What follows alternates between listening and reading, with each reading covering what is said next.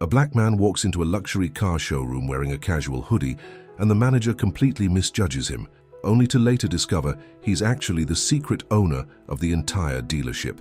Before we get into the story, comment below where in the world you're watching from today.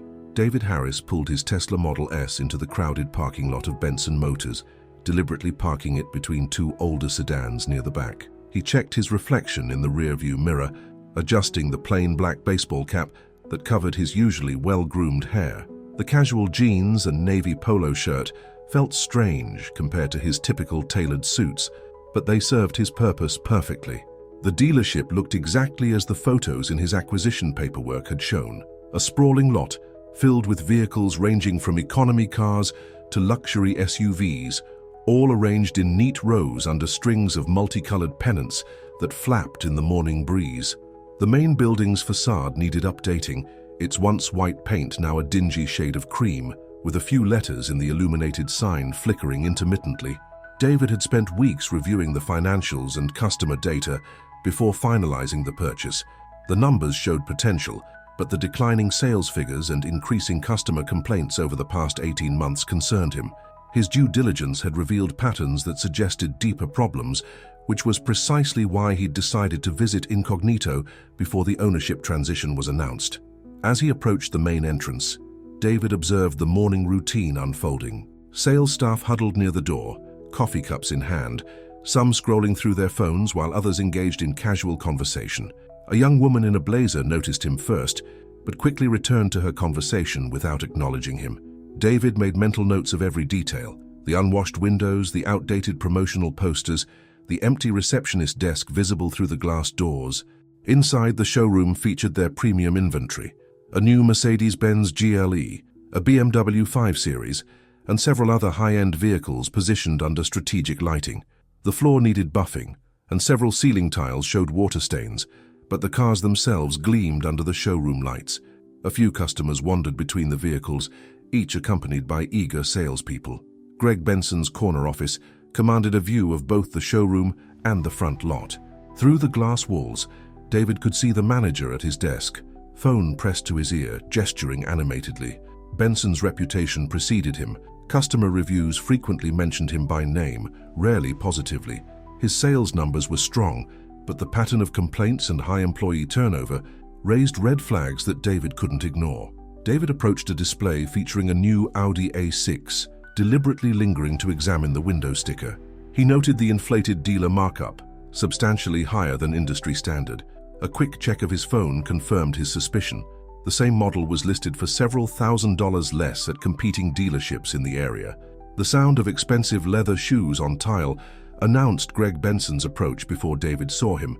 The manager's reflection appeared in the Audi's polished surface, tall, middle-aged, wearing a suit that probably cost more than the average down payment. David could feel Benson's dismissive gaze, taking in his casual attire and deliberately unassuming demeanor. "Can I help you find something?"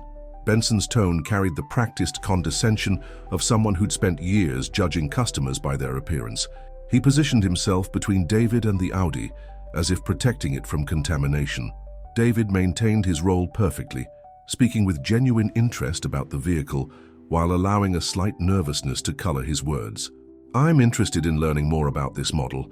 The features list looks impressive." Benson's posture shifted, his stance becoming more aggressive as he moved closer to David. "This particular vehicle might be outside your price range. Perhaps I could show you something more suitable." His eyes flicked toward the used car section visible through the showroom windows. The interaction was telling. David had encountered similar treatment before, but now he watched it unfold with the analytical eye of an owner rather than just a customer. Every micro-expression, every subtle shift in Benson's tone revealed ingrained biases that would need to be addressed. Other employees had begun to take notice of the interaction. David observed their reactions in his peripheral vision. Some looked uncomfortable, others seemed to share their manager's attitude, while a few actively tried to appear busy elsewhere in the showroom. The dynamics of the workplace culture were becoming clearer with each passing moment. David pressed on with his questions about the Audi, each inquiry carefully crafted to reveal more about the dealership's practices. He asked about financing options, warranty coverage, and dealer add-ons, noting how Benson's responses grew increasingly curt and dismissive. The manager's patience visibly wore thin as David continued to express interest in a vehicle he clearly believed was beyond his means. Greg Benson's voice carried across the showroom floor, pitched deliberately loud enough to draw attention. "Sir, I don't think you quite understand the caliber of vehicle we're discussing here." He gestured toward the Audi's window sticker, tapping the price with his manicured finger. "This is a premium luxury automobile. The monthly payments alone would exceed what I assume is your entire transportation budget." Several customers browsing nearby glanced over, some quickly averting their eyes while others lingered to watch the scene unfold. A young couple examining a nearby BMW whispered to each other, their sales representative shifting uncomfortably beside them. The showroom's acoustics amplified every word, making it impossible for anyone to pretend they couldn't hear. David maintained his composure, years of business negotiations serving him well as he continued his controlled observation of the situation. "I'm aware of the price point," he replied evenly, pulling out his phone. "I've been researching this model for several months. Actually, I noticed your listing is significantly higher than other dealerships in the area. Could you explain the justification for the markup?" This reasonable question seemed to further agitate Benson, whose face flushed slightly. "Our pricing reflects the premium service and expertise we provide," he announced, loud enough for the entire showroom to hear. "If you're looking to comparison shop based on price alone, perhaps you'd be more comfortable at one of those discount lots on the south side." A junior salesperson, a young woman who had been watching the exchange with visible discomfort, took a half step forward before catching herself. David noted her reaction, along with the way several other employees seemed to be finding reasons to stay within earshot while appearing busy with other tasks. "I'm actually more interested in understanding your dealership's operations," David continued, pulling out a small notebook. "For instance, I notice your advertised price online differs from the showroom price by several $1,000s. Is that standard practice?" He began writing, which visibly unsettled Benson. The manager's professional veneer cracked further. "Are you some kind of consumer advocate?" he demanded, stepping closer to David in an attempt to be intimidating. "Listen, if you're not here to make a serious purchase, you're wasting valuable time that could be spent with legitimate customers." A well-dressed couple entering the showroom caught Benson's attention. His eyes darted between them and David, clearly eager to escape what he viewed as an unprofitable interaction.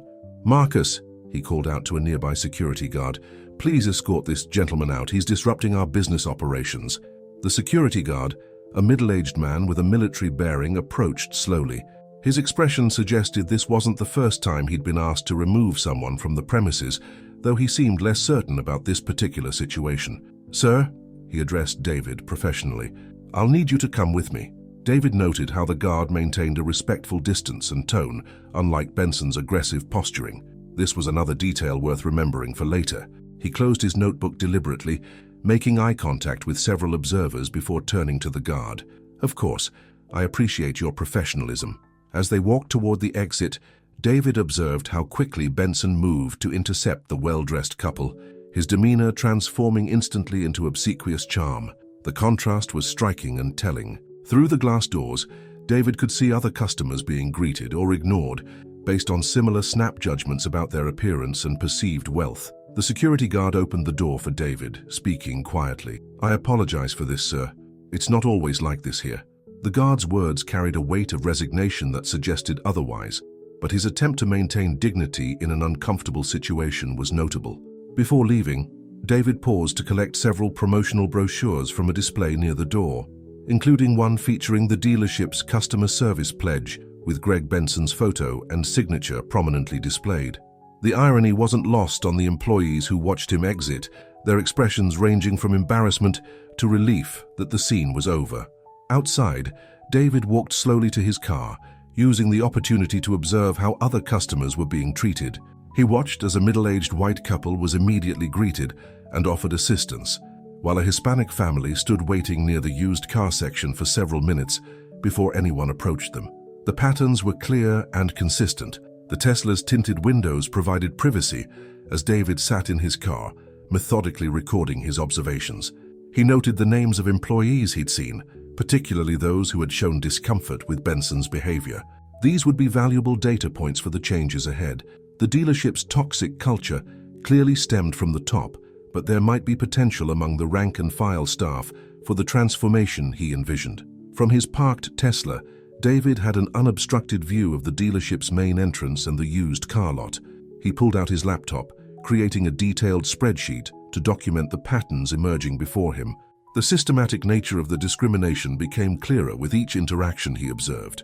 A white couple in business attire approached the entrance. 3 salespeople immediately moved to greet them, competing for the potential commission. 5 minutes later, an elderly black woman walked onto the lot, examining a used Toyota Camry. She stood alone for 12 minutes before a junior salesperson reluctantly approached her. David recorded each timestamp, each interaction, building a comprehensive dataset that would prove valuable later. His phone buzzed with a text from his assistant, Sarah. Ownership papers processed. Legal team confirms everything's ready for announcement next week. Want me to schedule the staff meeting? David typed a careful response. Hold the announcement. Need more time to observe. Schedule meeting for Friday, but keep my name off communications. Through his windshield, David watched a subtle hierarchy play out among the sales staff. Certain salespeople consistently got first pick of incoming customers, while others were relegated to less promising prospects. The pattern didn't appear to be based on seniority or performance metrics. The deciding factor seemed to be their relationship with Benson. A young South Asian couple approached the new car section, dressed casually, but wearing designer accessories that marked significant disposable income. The sales staff's initial dismissive glances shifted rapidly when they spotted the woman's Hermes handbag. The sudden scramble to assist them highlighted another aspect of the dealership's culture. Appearances dictated everything. David opened another spreadsheet, comparing the scene before him with the sales data he'd acquired during the purchase process. The numbers began to tell a story. High-pressure sales tactics and discriminatory practices had produced strong short-term results, but created a pattern of declining customer retention and increasing complaints. His phone rang. The caller ID showed Marcus Johnson, the security guard who had escorted him out earlier. David had slipped him a business card during their walk to the exit, sensing a potential ally. "Mr. Harris, is this a good time to talk?" "Go ahead, Marcus. What can you tell me about the daily operations?" The guard's voice was low, professional. "Been here 3 years. Started noticing patterns about 6 months in. Benson has us remove people regularly, always the same type of profiling. Had me escort out a doctor last month. Found out later, he was looking to buy fleet vehicles for his medical practice." David typed rapidly as Marcus continued, describing a system of unwritten rules that governed every aspect of the dealership's operations. Certain customers were steered toward specific vehicles regardless of their stated preferences or budget. Financing terms varied dramatically based on demographic factors that had nothing to do with creditworthiness. "The sales team has a nickname for the morning meeting," Marcus added. "They call it target practice. That's when Benson assigns daily quotas and tells them which customers to prioritize. Some of the newer staff tried to object early on. They either quit or learned to play along." Through his windshield, David observed a telling scene. A middle-aged black man in a suit approached the luxury section, examining a Mercedes-Benz. Despite his professional appearance, no one moved to assist him. Minutes later, the man walked to his car, a current-year Range Rover, and drove away. Another lost sale based on prejudice. David's laptop chimed with an email notification. His data analytics team had completed their preliminary analysis of the dealership's customer feedback history. The report confirmed what he was witnessing, a clear pattern of discriminatory treatment documented in hundreds of reviews and complaints. Many customers had explicitly named Benson, describing interactions similar to David's experience earlier. A group of employees gathered near the entrance for their smoke break. David observed their body language, noting the social dynamics. The senior salespeople clustered together, while others maintained a respectful distance.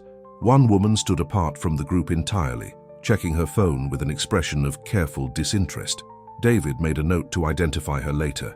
His phone buzzed again, another text from Sarah. "HR team finished background checks on current staff. You'll want to see Benson's complete employment history. Previous dealerships show similar patterns. Sending file now." David downloaded the document, adding it to his growing collection of evidence. Through the afternoon, David documented 47 customer interactions. The data painted a clear picture. White customers received assistance within an average of 2 minutes, while customers of color waited an average of 15 minutes if they received help at all. The disparity couldn't be explained by any factor other than systemic bias. Several customers left the lot visibly frustrated. David watched as they pulled out their phones, likely to post reviews or complain on social media. Each negative experience rippled outward, affecting not just the individual sale, but the dealership's reputation in the community. The long-term cost of Benson's leadership style was mounting. Near closing time, David noticed the young saleswoman who had shown discomfort during his earlier confrontation with Benson. She walked to her car alone, shoulders tense, checking over her shoulder as if expecting to be followed. Her behavior suggested someone who had witnessed enough to be concerned, but felt powerless to effect change. David identified the young saleswoman from his notes. Karen Chen, 3 years at the dealership, consistently middle-ranked in sales, despite having the highest customer satisfaction scores among staff, who managed to stay more than 6 months. He waited until she finished her shift, then followed her to the small cafe where she stopped each evening, according to Marcus's intelligence. The cafe sat 2 blocks from the dealership, far enough to avoid casual observation by co-workers. David entered 5 minutes after Karen, ordering a coffee before approaching her table. "Ms. Chen, I believe we almost met earlier today at Benson Motors." Karen's expression shifted from surprise to recognition to wariness in quick succession. "You're the customer Mr. Benson had removed." She glanced toward the door, clearly calculating her risk in continuing the conversation. "I noticed your reaction during that incident," David said, keeping his voice neutral. "You seemed uncomfortable with how things were handled." He placed his business card on the table, watching as she read his actual title and credentials. Karen stared at the card for a long moment before speaking. "You're not really a customer, are you?" Her voice was quiet but steady. "Are you from corporate oversight?" "Something like that," David replied. "I'd like to hear your perspective on the dealership's operations, particularly regarding Mr. Benson's management practices." After another careful look around the cafe, Karen pulled out her own notebook. "I've been keeping records," she said. "Started about 6 months after I was hired, when I realized what was really happening. Most new employees either quit or fall in line within their first year. I stayed because someone needed to document it." Her notebook contained meticulous records, dates, times, specific incidents of discrimination and illegal practices. She had compiled data on pricing disparities, manipulated finance terms, and systematic customer profiling. The details matched patterns David's team had identified in their analysis, but Karen's frontline observations provided crucial context. "The pricing system is deliberately complex," Karen explained, showing David a handwritten chart. "Base price, dealer markup, market adjustment fee. It's all flexible, but how much flexibility depends on the customer's profile. Mr. Benson has specific codes he uses when setting prices. We're trained to recognize them." David photographed pages of documentation with his phone as Karen continued. She described how the dealership manipulated financing applications, steering certain customers toward predatory lenders while offering others preferential rates. The practice went beyond mere discrimination. It was systematic financial exploitation. "There's more," Karen said, lowering her voice further. "The service department has quotas for recommended repairs. They're instructed to find problems that don't exist for certain customers. I've seen them replace perfectly good parts and charge for non-existent repairs." David's phone buzzed with a text from his forensic accounting team. "Found significant discrepancies in service department billing. Pattern suggests systematic overcharging. Sending preliminary report." The timing couldn't have been better. Karen's testimony provided the human context for the financial irregularities. She pulled out another notebook, this one containing employee complaints and incidents. "Turnover is highest among minority staff. Those who stay learn to work within Benson's system or get relegated to the worst shifts and customers. He calls it natural selection in management meetings." The documentation was damning. Benson had created a hierarchical system that rewarded compliance with his discriminatory practices while punishing those who resisted. The impact extended beyond individual sales to create a toxic culture that perpetuated itself through carefully structured incentives and penalties. "What about the other managers?" David asked, noting that the organizational chart showed several layers of leadership between Benson and the sales staff. Karen's expression hardened. "They're all his picks. Anyone who questions his methods gets pushed out or transferred. The current management team either agrees with his philosophy or has learned to look the other way." She described a bonus structure that incentivized discriminatory practices with additional compensation tied to maintaining what Benson called premium customer demographics. Sales staff who brought in too many minority customers or focused on lower-priced vehicles found themselves assigned to less desirable shifts and locations on the sales floor. Watch the morning meetings, Karen advised. That's when he's most explicit about his expectations. He thinks the security cameras don't record audio, but they do. I have dates and times noted for some of his worst comments. David's phone buzzed again, his tech team confirming they had access to the security system's complete recordings.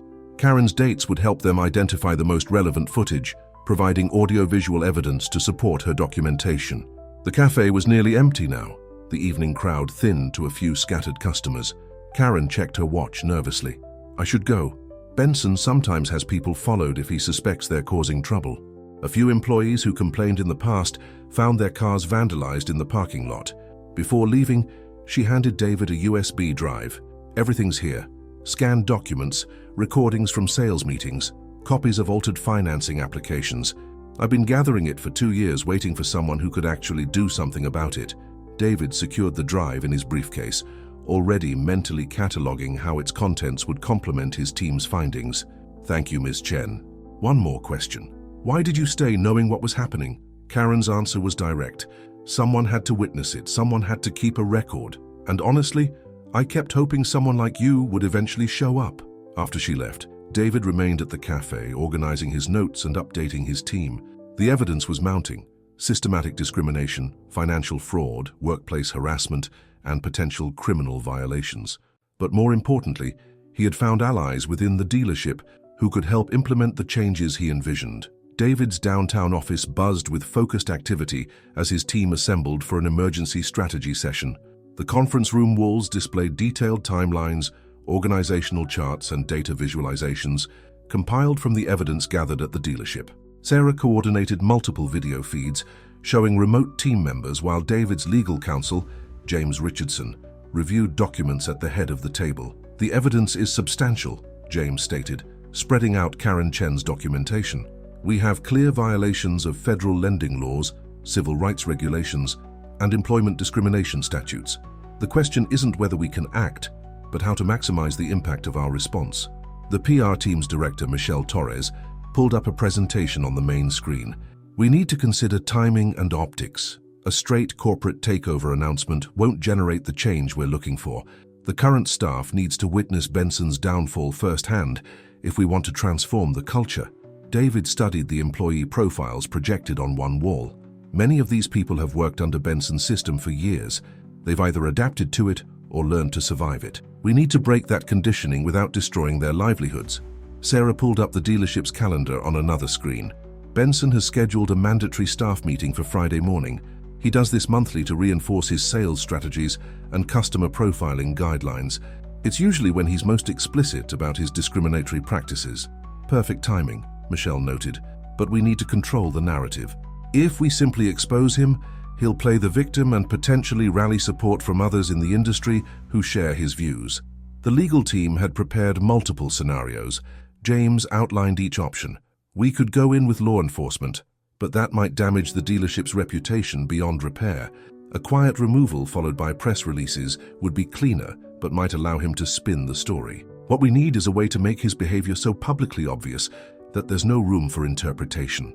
David's security consultant, a former FBI agent named Rafael Ortiz, added his perspective. Based on the psychological profile we've developed, Benson responds to perceived challenges to his authority with aggressive displays of dominance.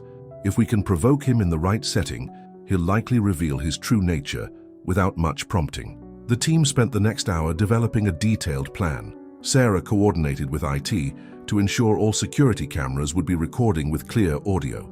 Michelle drafted press statements for multiple scenarios. James prepared the necessary termination documents and coordinated with local authorities in case Benson turned violent. We need to consider the other managers, David pointed out. Karen's notes suggest at least 3 senior staff members actively participate in Benson's discriminatory practices. We should be prepared to clean house if necessary. The HR team presented their assessment of the remaining staff. Many showed potential for rehabilitation, particularly those who had documented their discomfort with current practices. They identified several employees, including Karen Chen, who could step into leadership roles once the old guard was removed. "What about the customers?" Michelle asked. "We have hundreds of documented cases of discrimination and financial fraud. Some form of restitution should be part of our strategy." David approved the creation of a customer restitution program, allocating funds to address past wrongs and rebuild community trust. The legal team began drafting letters to customers who had been overcharged or subjected to discriminatory practices, offering both apologies and concrete remedies. The IT department confirmed they had full access to the dealership systems. They discovered additional evidence: deleted emails discussing customer screening practices, altered financial records, and communications with predatory lenders.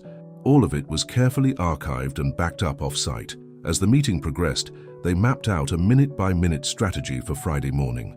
David would arrive first, dressed as he had been during his initial visit. Security cameras would capture Benson's reaction. Then, at the precise moment when Benson would typically begin his discriminatory instructions to the staff, David would reveal his true identity. "We need containment teams in place," Raphael advised. "Benson will likely try to delete files or contact associates once he realizes what's happening.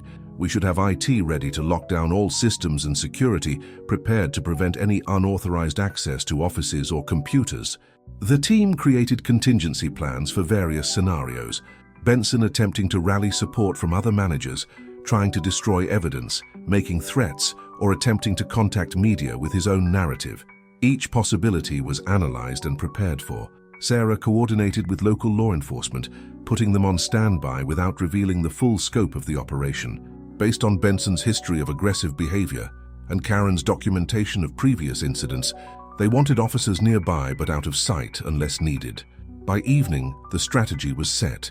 David's team had prepared for every foreseeable outcome while maintaining the flexibility to adapt to unexpected developments. The goal wasn't just to remove Benson, but to create a moment of clarity for the entire staff, a clear demonstration that the old system was ending and a new era was beginning. "Remember," David told his team as they finalized the plans, "this isn't just about one dealership or one manager. We're setting a precedent for how discrimination and corruption will be handled across all our operations. Everything needs to be documented, legal, and absolutely clear." Friday morning arrived with a sense of calculated precision. David entered the dealership at exactly 8:45 a.m., now dressed in a tailored charcoal suit that cost more than the average car payment. His transformation from casual browser to corporate executive was complete, down to the platinum watch and leather briefcase containing carefully organized evidence. The sales floor's atmosphere shifted immediately upon his entrance. Those who had witnessed his ejection days earlier froze in recognition, their expressions cycling through confusion and concern. Karen Chen, positioned near the reception desk, maintained her composure but gave an almost imperceptible nod of acknowledgement. Greg Benson emerged from his office at the commotion, his face displaying a moment of startled recognition before smoothing into a practiced smile. He approached with the confident stride of someone accustomed to controlling every situation in his domain. "Welcome to Benson Motors," he announced loudly, extending his hand. "I'm Greg Benson, General Manager. I apologize, but have we met before? You look remarkably familiar." David accepted the handshake, noting Benson's attempt to establish dominance through his grip. "We had a brief interaction earlier this week," he replied evenly, "though under different circumstances. I'm here about the corporate review." Benson's smile flickered slightly. "Corporate review? I wasn't informed of any." He glanced at the quality of David's suit, reassessing the situation. "Of course, we're always happy to demonstrate our excellent operations. Please, come to my office." The security cameras captured every moment as they walked across the showroom floor. David observed how Benson's attitude had transformed completely based solely on his change in appearance. The manager now walked slightly behind him, a position of deference that contrasted sharply with his previous aggressive posturing. Benson's office revealed much about his management style. Awards and sales recognition plaques covered one wall, while his desk displayed photos of him with expensive cars and wealthy clients. Notably absent were any images suggesting community involvement or employee recognition. "I apologize for any confusion," Benson began, settling behind his desk. "We weren't notified about a corporate visit. Usually there's some warning." "That's rather the point," David interrupted, opening his briefcase. "Random inspections provide more accurate insights into daily operations. Shall we discuss your customer screening protocols? Benson's face tightened momentarily before he forced another smile. Our customer service standards are among the highest in the region. We carefully match clients with appropriate vehicles based on their needs and qualifications. Interesting choice of words, David noted, removing a folder. Could you elaborate on how you determine these qualifications?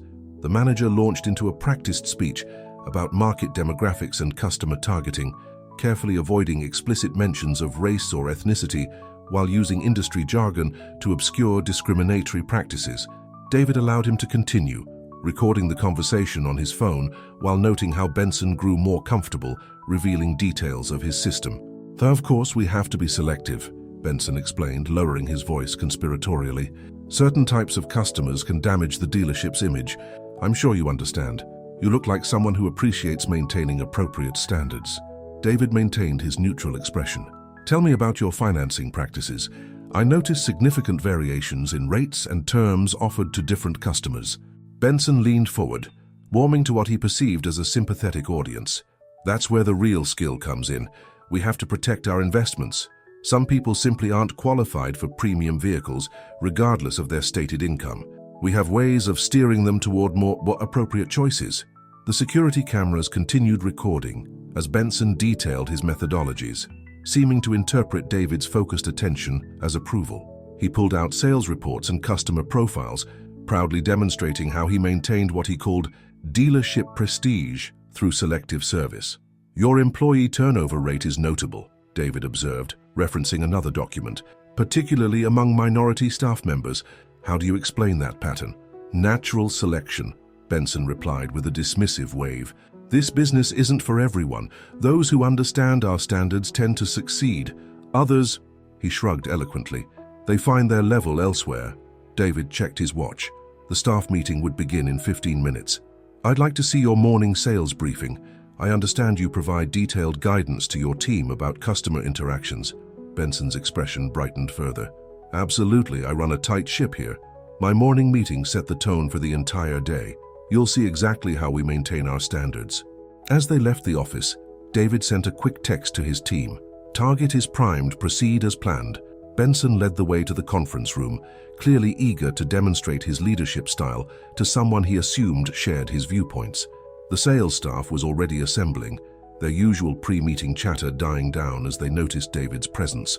Karen Chen sat near the back, her notebook open, while Marcus, the security guard, positioned himself near the door as planned. I think you'll find our methods quite effective, Benson said confidently as he moved to the front of the room.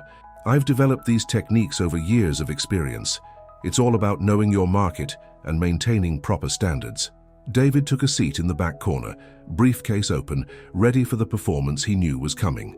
Everything was in place. Benson was about to give his most detailed presentation of discriminatory practices yet, this time to his new owner. The conference room filled to capacity as the last employees filed in. Greg Benson stood at the front, arranging his sales reports with the confident air of someone about to deliver a well-practiced performance. The security cameras hummed silently overhead, recording every moment as David's plan moved into its final phase. Before we begin our regular morning briefing, Benson announced, I'd like to acknowledge our special guest from corporate. He gestured toward David with a practiced smile. He's here to observe our superior operational methods. David maintained his neutral expression as Benson launched into his presentation. The manager began by displaying customer demographics on the projector screen, using coded language to outline his discriminatory practices. Remember our target market parameters, he emphasized. We need to maintain certain standards to protect our brand's prestige. As Benson continued, David observed the staff's reactions. Some nodded along habitually, while others shifted uncomfortably in their seats. Karen Chen's pen moved steadily across her notebook, documenting every discriminatory instruction and implied bias in Benson's speech. Now let's discuss today's priorities, Benson continued, pulling up another slide. We've noticed an unfortunate trend of unqualified prospects taking up valuable sales time. I've prepared updated screening guidelines to help you identify and redirect inappropriate customers more efficiently. David stood up, his movement drawing all eyes in the room. Perhaps this would be a good time to discuss those guidelines in detail, Mr. Benson. His voice carried a new authority that made Benson pause, particularly how they align with federal fair lending laws and civil rights regulations. Benson's confident smile faltered slightly. Of course, we operate in full compliance with all regulations. Our guidelines simply help us match customers with appropriate vehicles based on their qualifications. Interesting, David replied, opening his briefcase. Would these be the same qualifications you explained to me earlier this week when you had security escort me from the premises? He turned to address the room. Or perhaps we should discuss the specific instructions you give about marking up prices and interest rates based on a customer's race. The room went completely silent. Benson's face reddened as recognition finally dawned. You were that person in casual clothes? This is some kind of setup. This is an investigation, David corrected, removing documents from his briefcase. One triggered by patterns of discrimination and financial fraud under your leadership. Would you like to explain to your staff how you determine which customers deserve respect and which should be driven away? Or shall we review the evidence first? Benson's professional demeanor cracked entirely. Who the hell do you think you are? This is my dealership. I've built this business through years of careful customer curation. Actually, David replied calmly, this is my dealership. He placed his ownership documents on the conference table. David Harris, new owner of Benson Motors, though we'll be changing that name along with numerous other practices. The staff's reactions ranged from shocked gasps to subtle smiles of satisfaction. Karen Chen continued writing, now documenting Benson's rapidly deteriorating composure. Marcus moved quietly to position himself between Benson and the door. This is impossible, Benson sputtered. There must be some mistake. The ownership transfer wasn't supposed to be announced until next week. I decided to move up the timeline after experiencing your customer service philosophy firsthand, David explained. It provided valuable insight into why this dealership's customer retention rates have plummeted while complaints of discrimination have skyrocketed. David projected his own presentation onto the screen, replacing Benson's discriminatory guidelines with documented evidence of systematic bias. Over the past 3 days, we've compiled extensive evidence of illegal practices under your management. Would you like to discuss the manipulated financing applications, the inflated repair charges, or perhaps the retribution against employees who objected to your methods? Benson lunged for his laptop, presumably to delete incriminating files, but Marcus smoothly intercepted him. All systems are already locked down, David informed him. Every file, email, and security recording has been preserved and backed up.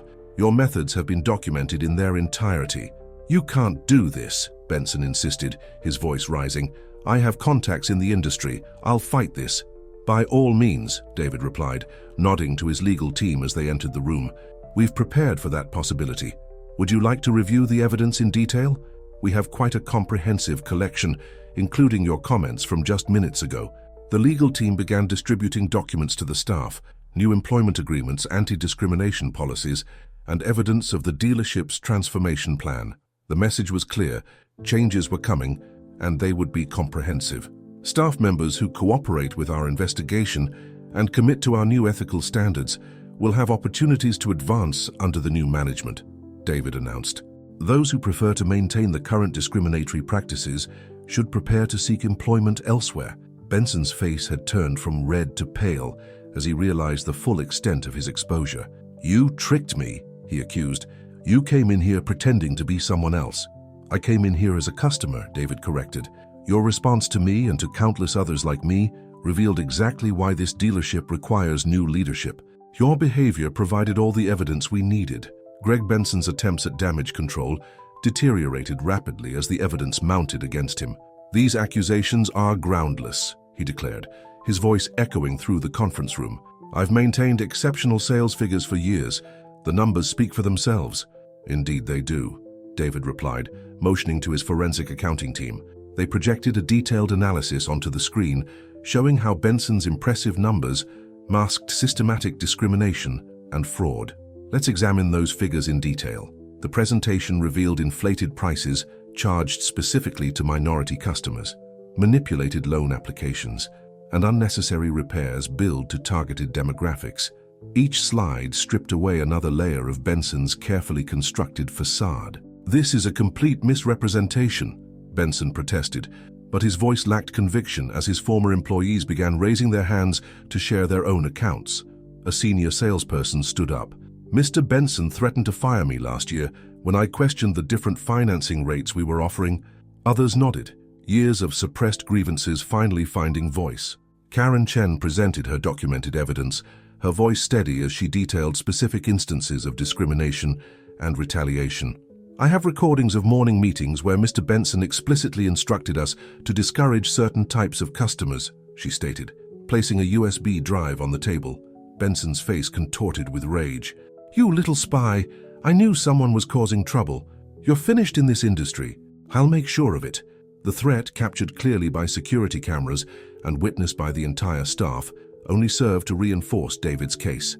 Marcus stepped closer to Karen, making it clear that such intimidation would no longer be tolerated. David's legal team distributed a comprehensive report detailing violations of federal lending laws, civil rights regulations, and consumer protection statutes. We've documented 173 instances of discriminatory pricing in the past year alone, the lead attorney announced, each one carrying significant potential penalties. Benson attempted to rally support from his management team, but they remained conspicuously silent. His previously loyal allies now focused intently on the new employment agreements before them, calculating their own survival. This is corporate assassination, Benson declared, attempting to project authority despite his visibly shaking hands. I'll sue for defamation. I have rights. You have the right to legal representation, David agreed calmly. I suggest you exercise it. We've forwarded evidence of financial fraud to the relevant authorities. They'll be very interested in your creative accounting practices. The forensic team displayed examples of altered financial records, showing how Benson had systematically overcharged certain customers while falsifying documentation to conceal the practice. The evidence was methodical, irrefutable, and damning. Service department records revealed a pattern of unnecessary repairs charged predominantly to minority customers. The service manager, faced with the evidence, cracked under pressure. Mr. Benson insisted we find additional problems for certain customers, he admitted. We had quotas for extra repairs based on customer profiles. Benson's desperate attempts to maintain control only highlighted his guilt. Everything I did was for the good of the dealership, he insisted. You have to maintain certain standards in this business. Anyone in the industry understands that. The industry understands discrimination is illegal, David corrected.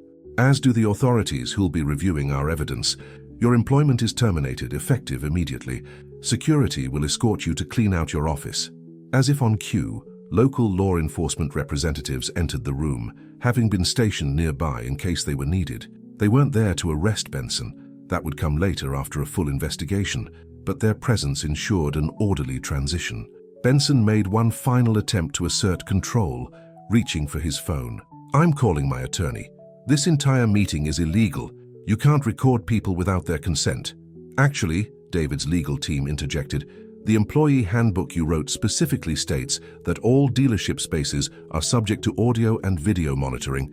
We're simply using your own policies as documented evidence. The security team began systematically changing locks and access codes throughout the facility. IT specialists were already securing computers and networks, preventing any possible deletion of evidence. Staff members watched in stunned silence as Marcus and another security guard escorted Benson to his office. They supervised as he packed personal items, ensuring he couldn't remove or destroy any company documents in the process. Benson's final walk through the showroom was a stark contrast to his usual confident strut. Customers and employees alike watched as the man who had ruled the dealership through fear and discrimination was led to the exit, carrying a small box of personal belongings. This isn't over, he declared at the door, attempting one final show of defiance. You'll hear from my lawyers. We look forward to presenting our evidence in any forum you choose, David replied calmly, though I suggest you review it with your legal counsel first. They may advise a different approach. As the door closed behind Benson, an almost physical weight seemed to lift from the dealership. Employees exchanged glances, some tearful, others relieved, as they realized the significance of what they had witnessed. After Benson's departure, David wasted no time initiating the dealership's transformation. He converted the conference room into a temporary command center, meeting with employees individually, while his team began implementing new systems and policies. Karen Chen was his first appointment. Your documentation was instrumental in exposing these practices, David acknowledged, reviewing her personnel file. But more importantly, your sales records show consistent ethical behavior despite pressure to do otherwise. How would you feel about taking on a leadership role? Karen's response was measured, professional. I've developed some ideas for restructuring the sales process to ensure fair treatment. We need transparent pricing, standardized financing procedures, and regular audits to prevent backsliding into old habits. David brought up her proposal on his laptop, noting how she had already outlined specific reforms. This is exactly the kind of systematic approach we need. I'd like you to serve as interim sales manager while we restructure the department. The rest of the day proceeded with similar meetings. Each employee received an honest assessment of their past performance and clear expectations for the future. Some embraced the changes immediately, while others struggled to abandon ingrained behaviors. The service department required particular attention. David's team discovered that several technicians had been pressured into recommending unnecessary repairs. We're implementing a new diagnostic protocol, he explained to the service staff. All recommendations will be documented with photos and detailed explanations. Customers will have access to their full service history and documentation. Marcus Johnson, the security guard who had helped expose Benson's practices, received a promotion to head of dealership security. His first task was revising security protocols to focus on protecting customers and employees rather than intimidating them. Your job isn't just about watching for shoplifters anymore, David explained. I want you to create an environment where everyone feels safe and respected. That includes monitoring for any signs of discriminatory treatment. By late afternoon, David's team had conducted preliminary assessments of all departments. The findings revealed both challenges and opportunities. While Benson's influence had corrupted many processes, the core staff showed potential for adaptation to ethical practices. We're implementing a complete retraining program, David announced during the end-of-day staff meeting. Everyone will learn our new customer service protocols, anti-discrimination policies, and transparent pricing systems. Those who complete the training successfully will be eligible for advancement under the new structure. The IT department began installing new software designed to prevent price manipulation and ensure consistent financing terms for all customers. The system would flag any attempts to alter prices or terms based on customer demographics. Former members of Benson's management team who chose to stay underwent additional scrutiny. They had to demonstrate genuine commitment to the new policies through both words and actions. Several resigned rather than adapt, creating opportunities for employees who had previously been overlooked. Carla Rodriguez, a junior sales associate with an MBA who had been relegated to handling only low-commission sales, emerged as a natural leader during the transition. Her bilingual skills and community connections proved invaluable in rebuilding relationships with Hispanic customers. We need to actively repair relationships with all the communities Benson alienated, David explained, reviewing Carla's proposal for community outreach programs. Your understanding of both business operations and cultural sensitivity makes you ideal for developing these initiatives. The physical transformation of the dealership began simultaneously with the organizational changes. Benson's office, with its intimidating decor and prominent displays of personal achievement, was converted into a customer service center.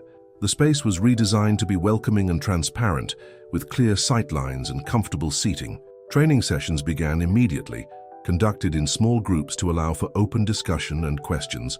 Employees shared their experiences under Benson's leadership, helping identify deeply embedded discriminatory practices that needed to be addressed. We're not just changing policies, David emphasized during these sessions. We're creating a new culture based on respect, integrity, and equal opportunity. Every interaction with customers and colleagues needs to reflect these values. The transformation wasn't without challenges. Some employees struggled to unlearn years of ingrained behaviors. Others worried about maintaining sales numbers without Benson's proven methods. David addressed these concerns directly, presenting data showing how ethical practices could drive sustainable growth. By the end of the first week, the dealership had a new organizational structure in place. Karen Chen headed sales, Carla Rodriguez led community outreach and customer relations, and Marcus Johnson oversaw security and compliance monitoring. Each department had clear guidelines and accountability measures. The employee break room, once a place where Benson's discriminatory attitudes were reinforced through casual conversation, became a space for collaborative problem-solving. Staff members shared ideas for improvement and reported concerns without fear of retaliation. This transformation isn't just about fixing what was broken, David explained during a department head meeting. It's about creating something better than what existed before. Each of you has the opportunity to shape this dealership's future. News of Benson's removal spread rapidly through social media channels. A customer who witnessed his final exit posted a video that quickly gained traction, prompting others to share their experiences with the dealership's previous discriminatory practices. Local community forums filled with first-hand accounts. "They quoted me $5,000 over the listed price last month," one user wrote. "My white neighbor got the same car for invoice price a week later." Similar stories emerged, creating a comprehensive picture of the dealership's history of discrimination.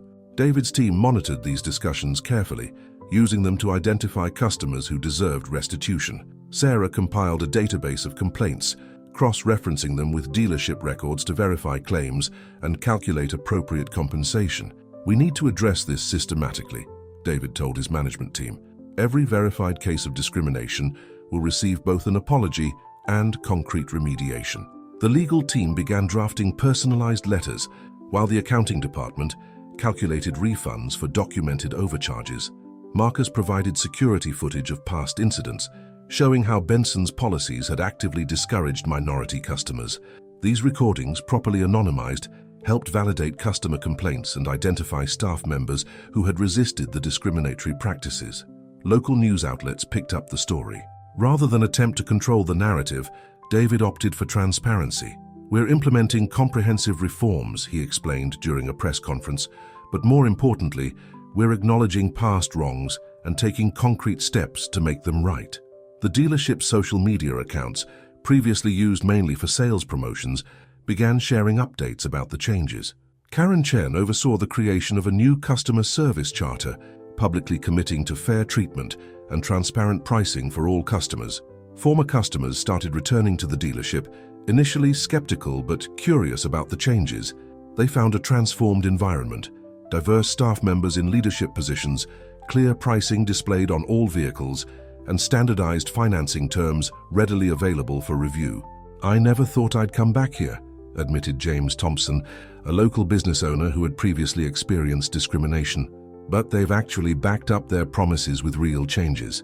His positive review, shared across multiple platforms, encouraged others to give the dealership another chance. Community leaders who had long avoided the dealership began reaching out. The local NAACP chapter requested a meeting to discuss the changes. David and Carla Rodriguez presented their reform plans, providing concrete data about new hiring practices and anti-discrimination policies. The Urban League expressed interest in partnering with the dealership for job training programs. David approved the creation of paid internships focusing on automotive technology and business management, specifically targeting underserved communities. Religious leaders from various faiths visited the dealership, observing the changes firsthand. They reported back to their congregations, many of which had previously warned members about Benson's discriminatory practices. Their endorsements carried significant weight in rebuilding community trust. Local business organizations took notice. The Chamber of Commerce, which had ignored complaints about Benson for years, now highlighted the dealership's transformation as an example of positive change. David was invited to speak about ethical business practices at their next leadership conference. Carla organized a community feedback session, inviting former customers to share their experiences and suggestions. The event drew a diverse crowd, with many attendees expressing surprise at the dealership's willingness to acknowledge past wrongs and accept criticism. "We're not asking anyone to forget what happened here," Carla explained to the gathered community members. "We're asking for the opportunity to demonstrate real change." The session generated valuable insights that were incorporated into ongoing reforms. Competitors watched these developments with mixed reactions. Some dismissed the changes as a publicity stunt, while others began examining their own practices. Industry publications covered the story, forcing uncomfortable conversations about discrimination in auto sales. The dealership's customer demographics shifted noticeably. Instead of the limited customer base Benson had cultivated, the showroom now reflected the community's actual diversity. Sales data showed increasing market share across all demographic groups. Social media monitoring revealed a steady improvement in sentiment. Negative reviews, once commonplace, were replaced by posts expressing surprise and approval at the changes. Many highlighted specific positive interactions with staff members who had previously been constrained by Benson's policies. David organized a community appreciation event, transforming the showroom into a gathering space. Local food vendors, musicians, and community organizations were invited to participate. The event attracted hundreds of visitors, many entering the dealership for the first time. Through it all, David maintained his focus on substantive change rather than mere publicity. Each community interaction was backed by concrete policy improvements and verifiable data about the dealership's transformation. The message was consistent. Actions would speak louder than words. David's investigation team spent weeks analyzing decades of dealership records, piecing together how discrimination had become institutionalized under Benson's leadership. The evidence revealed a calculated system of bias that extended far beyond casual prejudice. Personnel files told a disturbing story. Qualified minority candidates had been systematically screened out during hiring processes. Applications were marked with coded notations that indicated race, ethnicity, or religious background. These markings correlated directly with rejection rates. "Look at these interview schedules," Sarah pointed out during a briefing. Minority candidates were consistently scheduled for late Friday afternoons when Benson was unavailable for final interviews. The pattern stretched back years, effectively preventing diverse hiring without leaving explicit evidence of discrimination. Employee evaluations showed another layer of systematic bias. Staff members who resisted discriminatory practices received poor performance reviews, often citing vague issues like cultural fit or customer relations. These negative reviews created paper trails used to justify denying promotions or forcing resignations. The IT team recovered deleted emails revealing how Benson had actively sabotaged diversity initiatives mandated by previous ownership. "Found something interesting," the lead analyst reported. Benson created a shadow system for tracking customer demographics.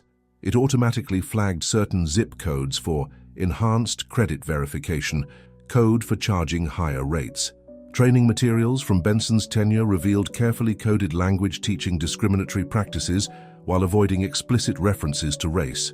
Customer qualification guidelines included subtle indicators like clothing brands, vehicle preferences, and even music choices playing in customers' cars.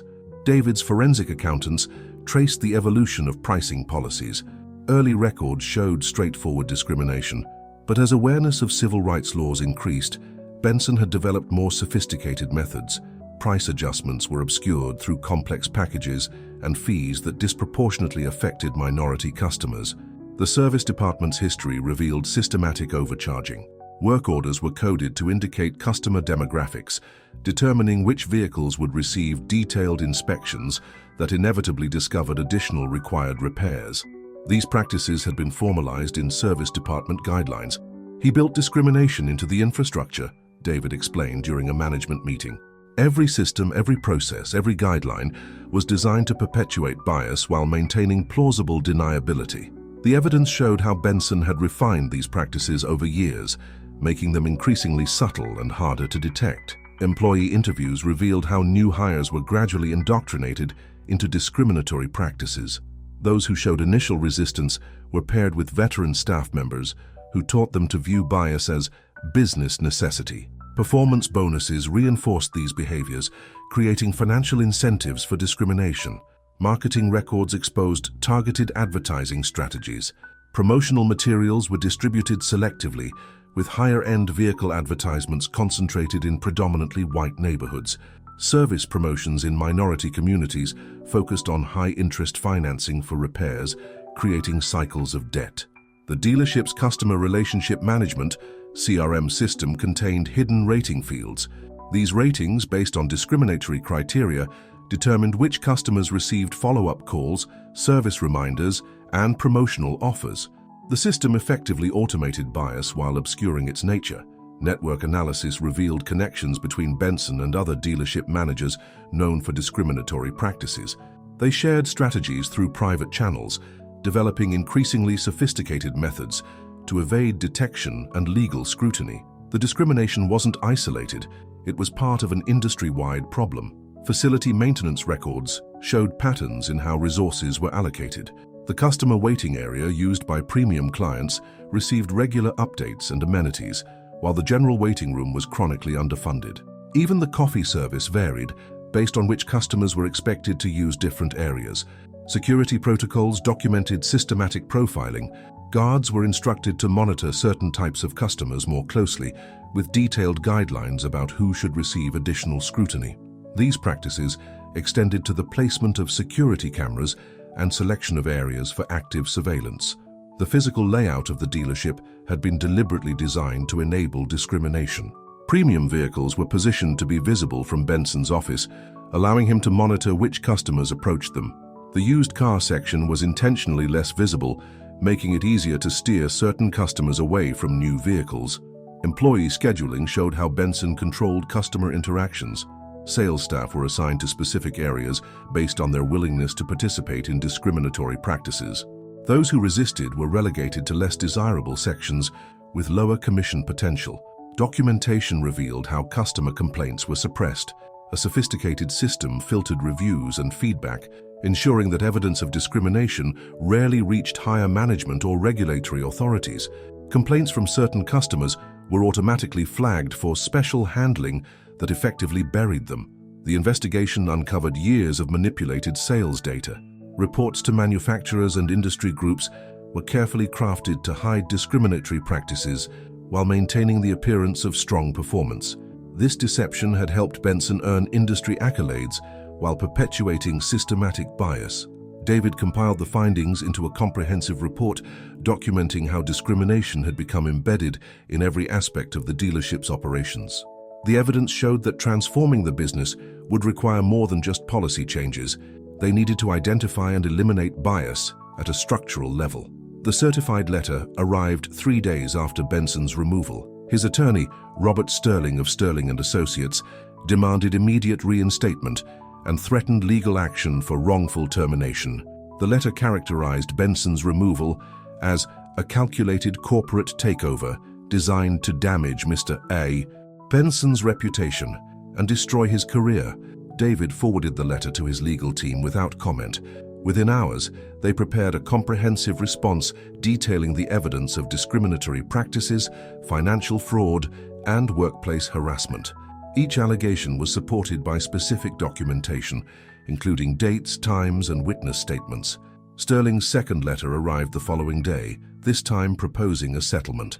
Benson would agree not to sue if he received 2 years' salary, a positive reference, and a non-disclosure agreement preventing the dealership from discussing the circumstances of his departure. "He's testing our resolve," David told his management team during their morning briefing. "He expects us to pay him off to avoid negative publicity." The team reviewed their options, ultimately deciding that accepting such an agreement would undermine their commitment to transparency and accountability. Benson began contacting former employees, seeking supporters for his version of events. Most ignored his calls, but a few former managers agreed to provide statements defending his leadership. Their carefully worded testimonials avoided addressing specific allegations while praising his business acumen and professional standards. The dealership's legal team conducted depositions of current employees, methodically documenting years of discriminatory practices. Karen Chen presented her detailed records, including audio recordings of morning meetings, where Benson had explicitly outlined discriminatory policies while believing he wasn't being recorded. "This isn't just about one wrongful termination claim," David explained to his board of directors. "This is about exposing systematic discrimination in the industry. Settling quietly would allow these practices to continue elsewhere." The board unanimously supported his decision to reject any settlement offers. Benson's attorney attempted to characterize the evidence as a misunderstanding of standard industry practices. "My client implemented legitimate business policies designed to maximize profitability," Sterling argued in a formal response. "Any disparate impact on protected groups was unintentional and statistically insignificant." The dealership's forensic accountants dismantled this defense methodically. They demonstrated clear patterns in pricing, financing, and service charges that couldn't be explained by legitimate business factors. The data showed consistent discrimination that had been deliberately concealed through complex financial mechanisms. Former employees began coming forward with additional evidence. A former finance manager provided emails showing how Benson had instructed staff to manipulate credit applications based on customer demographics. A former service advisor detailed the coding system used to flag certain customers for unnecessary repairs. Sterling's tactics shifted from defense to intimidation. His firm began sending letters to employees who had provided evidence, suggesting they might be named in countersuits or face industry blacklisting. These attempts at witness intimidation only strengthened the case against Benson. David's legal team documented each attempted intimidation, adding witness tampering to the growing list of charges.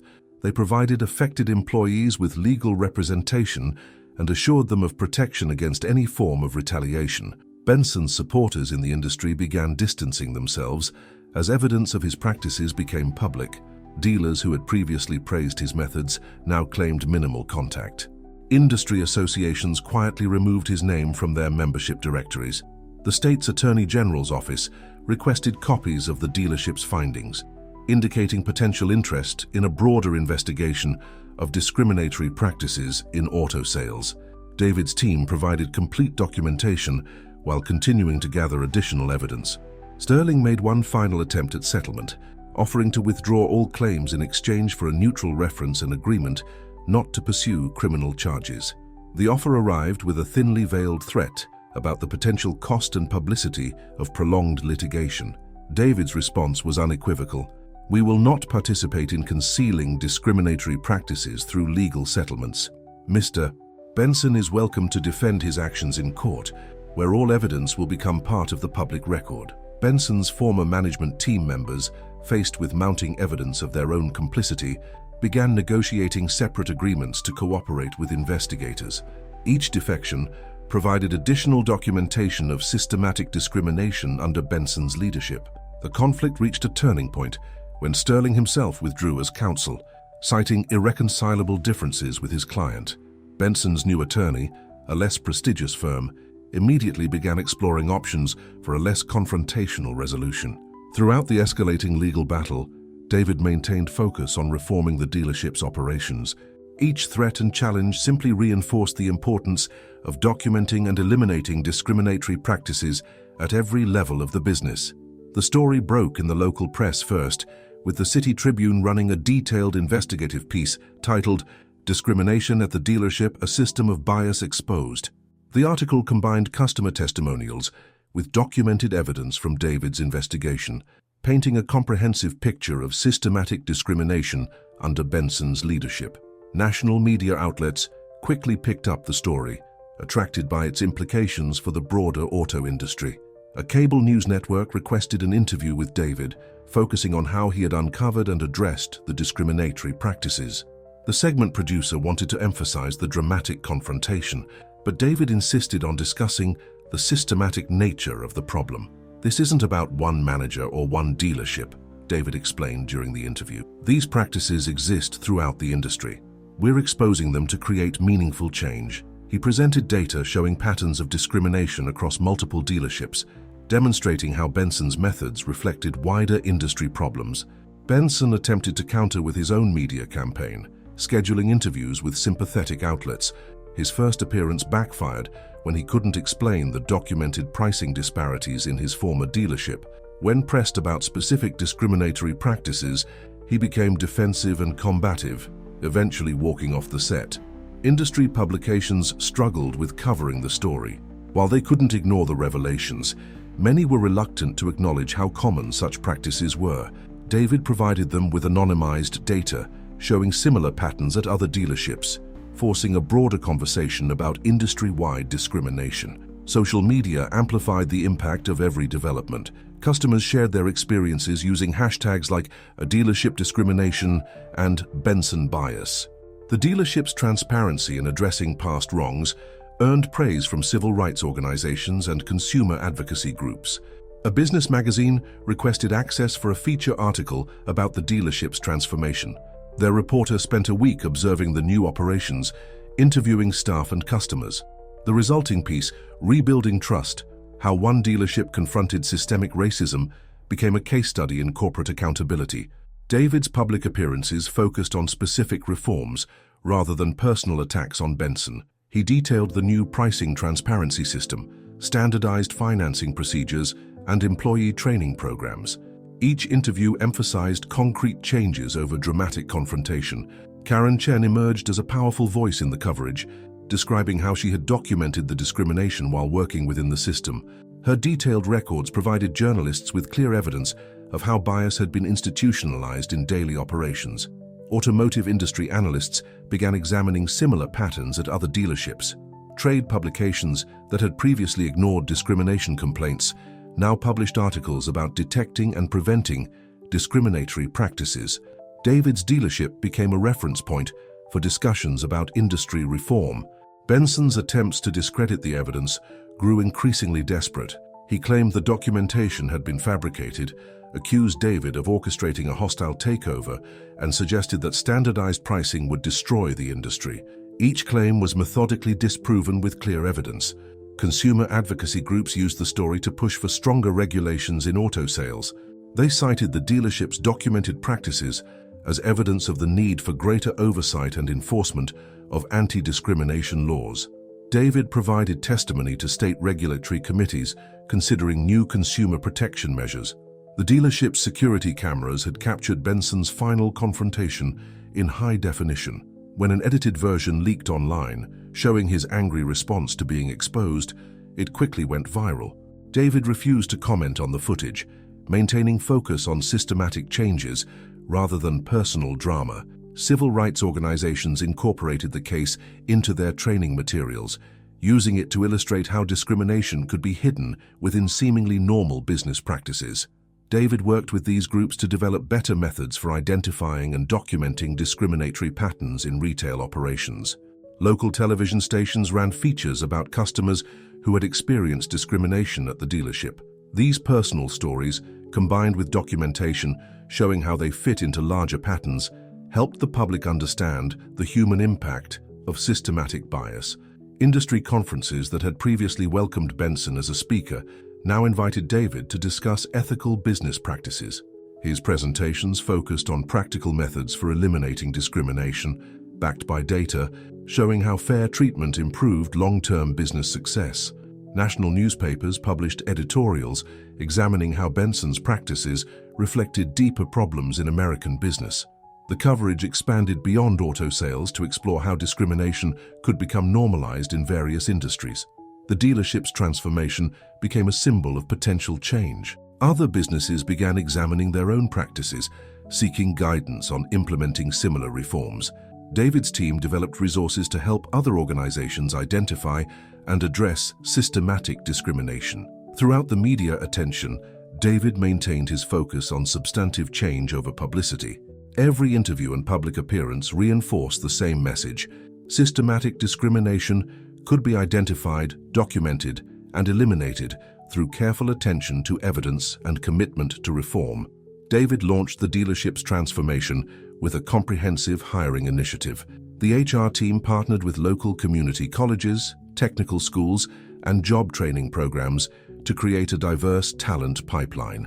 Each position was filled through a standardized process that emphasized skills and character over traditional industry experience. The new hiring system eliminated subjective criteria that had previously enabled discrimination. Applications were initially screened without demographic information, ensuring candidates were evaluated solely on qualifications. Interview panels included diverse representatives from multiple departments, preventing any single person from controlling hiring decisions. Carla led the development of a rigorous training program for all employees, regardless of position or experience level. The curriculum covered technical skills, customer service protocols, and anti-discrimination policies. Each module included practical scenarios based on real situations from the dealership's history, teaching staff how to recognize and prevent discriminatory practices. "We're not just changing rules," Carla explained during a training session. "We're creating new habits and expectations." The program included role-playing exercises, where employees practiced handling difficult situations while maintaining ethical standards. Video recordings of these sessions became training materials for future staff. The sales floor underwent physical reorganization to eliminate subtle barriers that had previously enabled discrimination. Premium vehicles were distributed throughout the showroom rather than segregated in a VIP section. Customer waiting areas were standardized to provide equal amenities to all visitors. Karen implemented a transparent pricing system that eliminated the possibility of discriminatory markups. Every vehicle displayed complete pricing information, including all fees and available discounts. The same financing options were presented to all qualified customers, with rates determined solely by objective credit criteria. The service department adopted new diagnostic protocols that required photographic documentation of all recommended repairs. Customers received detailed digital reports showing the condition of their vehicles, with links to manufacturer maintenance schedules and industry-standard repair costs. IT systems were rebuilt from the ground up to prevent discriminatory practices. The new CRM software tracked customer interactions while flagging any patterns that might indicate bias. Regular audits ensured that all customers received equivalent service and follow-up, regardless of demographics. The finance office implemented standardized procedures for all transactions. Loan applications were processed through a blind system that removed demographic information before underwriter review. The dealership established partnerships with multiple lenders committed to fair lending practices. Employee performance metrics were revised to emphasize customer satisfaction and ethical behavior over raw sales numbers. The new evaluation system included peer reviews and customer feedback, making it difficult for any manager to penalize staff for refusing to discriminate. Marketing efforts expanded to reach all communities equally.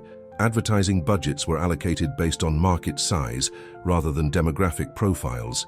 The dealership's website and promotional materials were updated to reflect the diversity of both staff and customers. The service department created a customer education program offering free workshops on basic vehicle maintenance. These sessions, conducted in multiple languages, helped build trust with communities that had previously felt exploited by repair facilities. Weekly staff meetings became forums for discussing ethical challenges and sharing solutions. Employees were encouraged to raise concerns about any practices that might unfairly impact customers. These discussions led to continuous refinement of policies and procedures. The dealership established an independent oversight committee, including community representatives, civil rights advocates, and industry experts.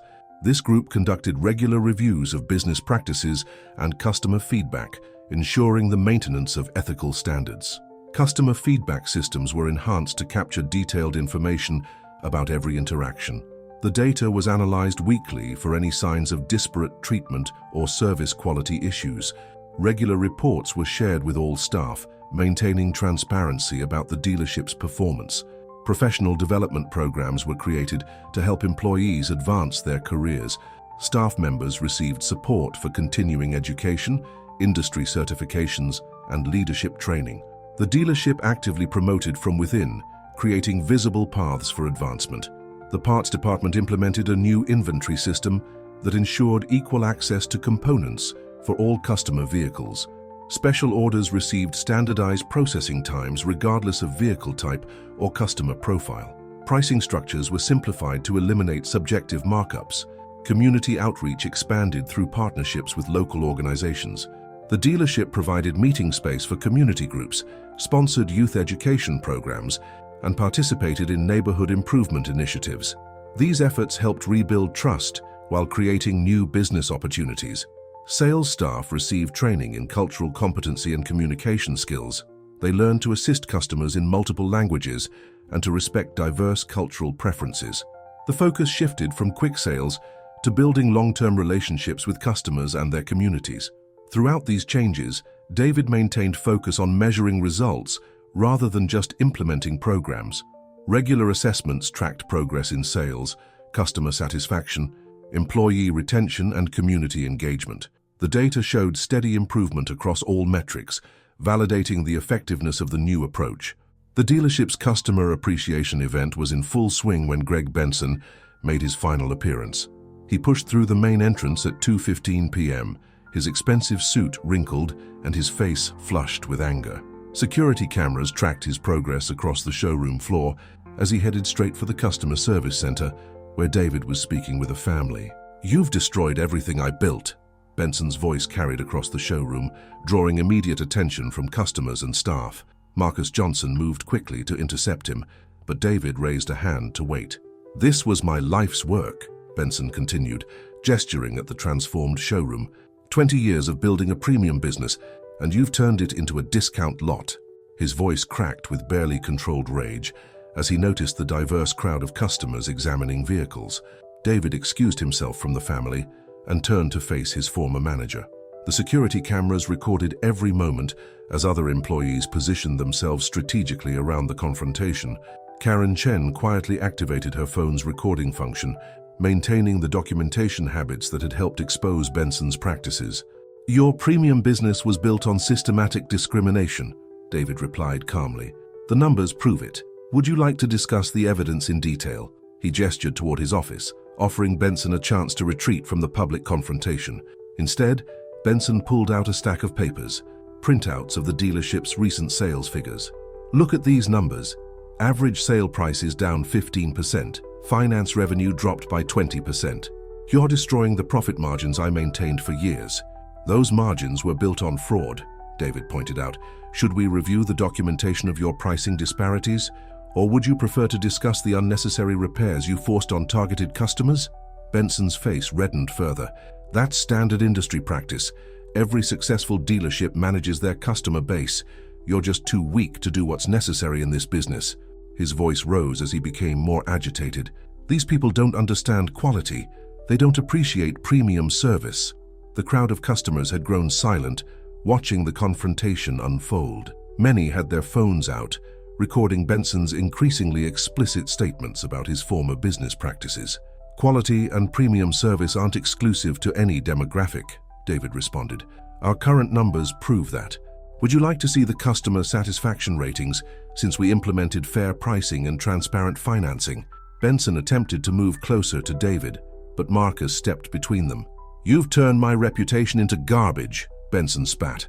"Nobody in the industry will touch me now. I can't even get interviews at other dealerships." "Your reputation reflects your actions," David stated firmly. "Every claim we've made is supported by evidence you created. Your own records, emails, and security footage documented the discrimination. Your own voice on recordings gave explicit instructions for treating customers differently based on race." "Those recordings were private business discussions," Benson shouted, seemingly unaware that he was now creating new evidence of his attitudes.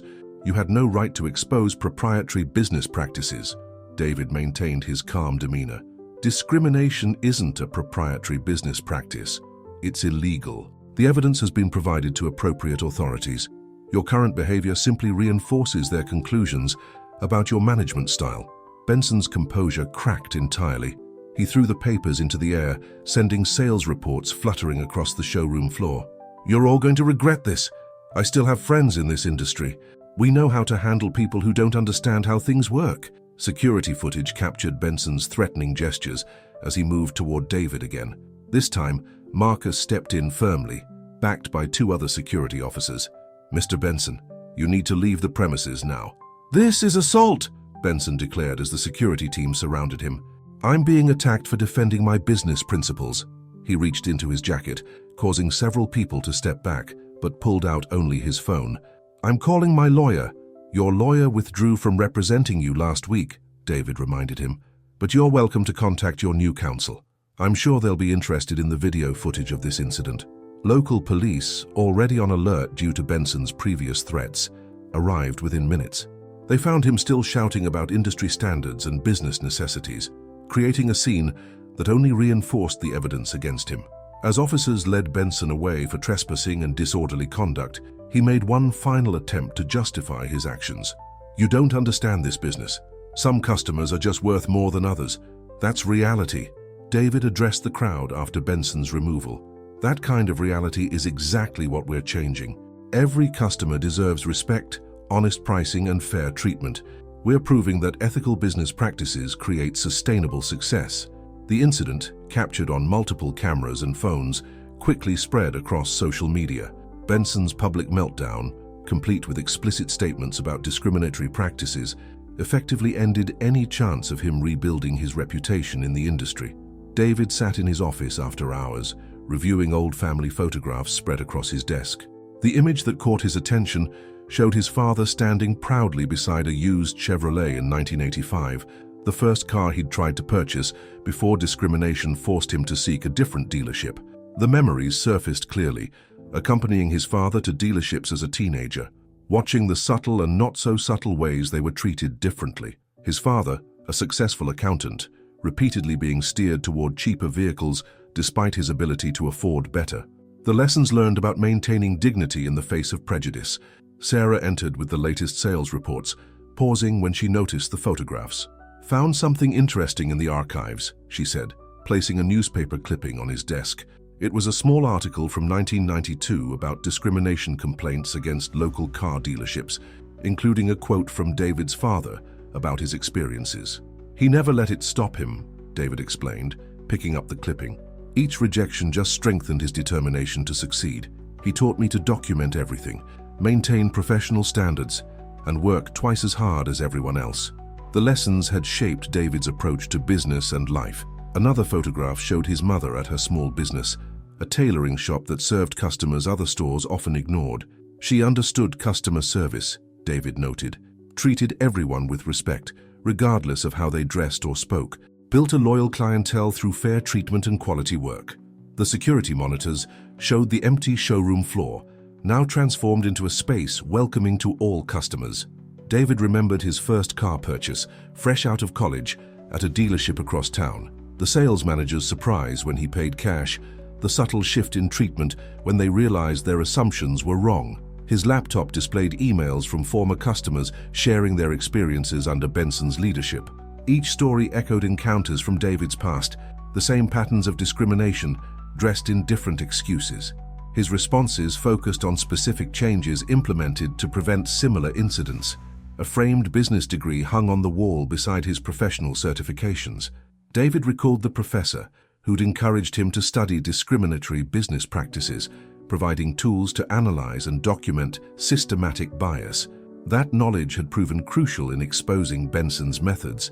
The dealership's new training manual included case studies from various industries, showing how discrimination could be hidden within standard procedures. David had insisted on including success stories as well, demonstrating how ethical practices led to sustainable growth.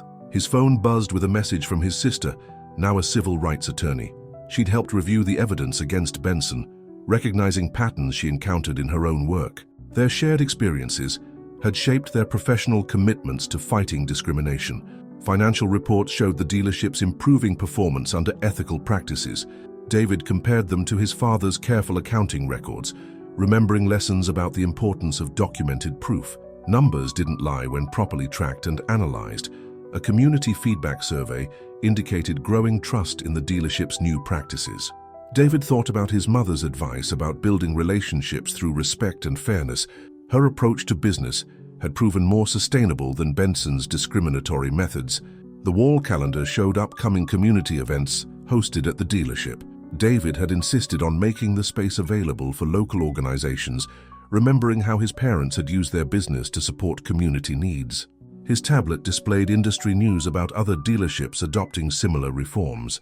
The changes he'd implemented were spreading, validating his father's belief that persistent effort could create systemic change. A stack of applications for the dealership's new internship program sat on his desk. David reviewed them carefully, remembering his own early career struggles against prejudice. Each candidate would receive fair consideration based solely on their qualifications. Employee satisfaction surveys showed improved morale under the new policies. David thought about his mother's loyal employees, how fair treatment had created a stable, productive workplace. The principles that built her small business scaled effectively to larger operations.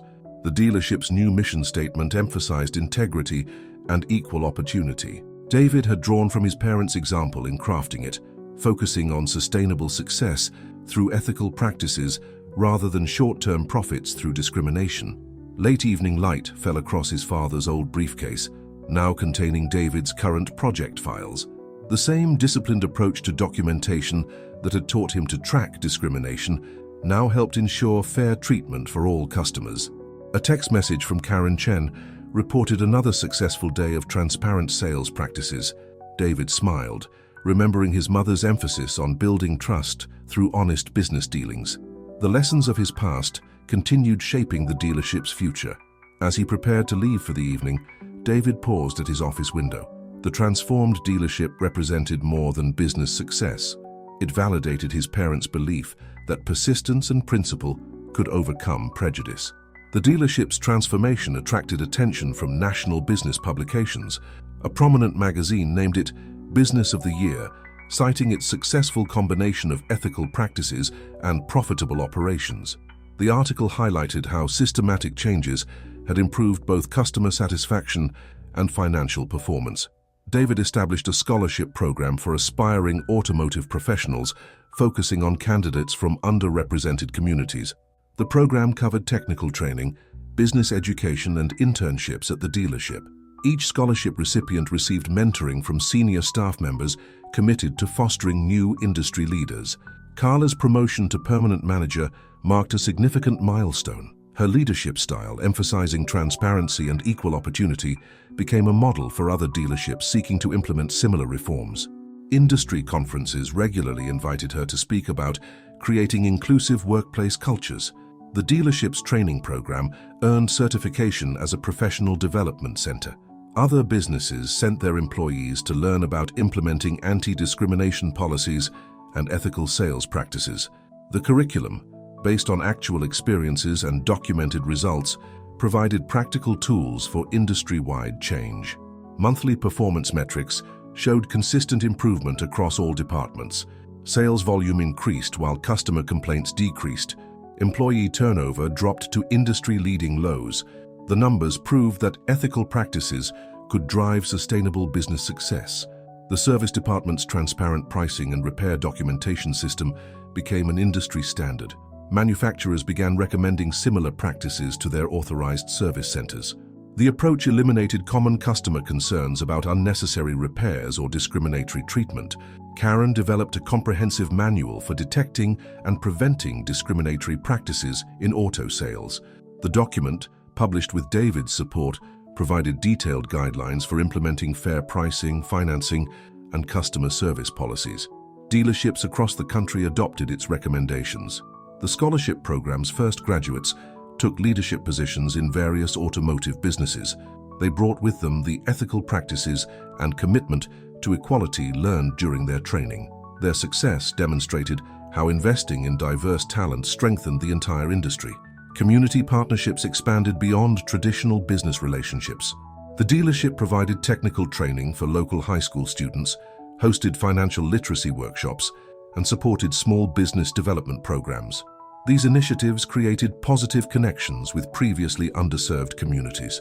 Employee profit-sharing programs ensured that all staff members benefited from the dealership's success. The system rewarded ethical behavior and customer satisfaction rather than pure sales numbers.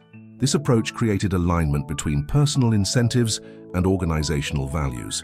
The dealership's marketing materials reflected genuine diversity rather than token representation. Advertising campaigns featured real customers and employees sharing authentic experiences.